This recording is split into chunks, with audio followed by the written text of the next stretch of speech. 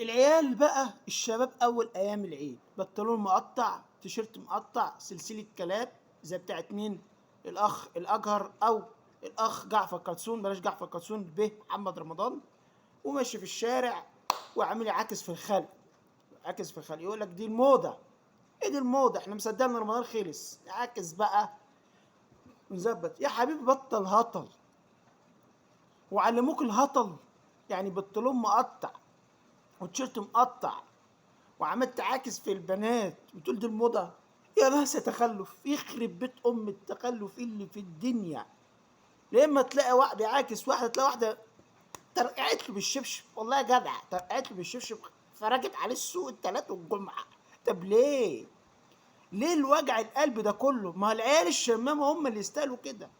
انا مش عارف بصراحه، كل ما امشي في الشارع ما بشوفش غير عيال الشمامين، حاجه غريبه والله.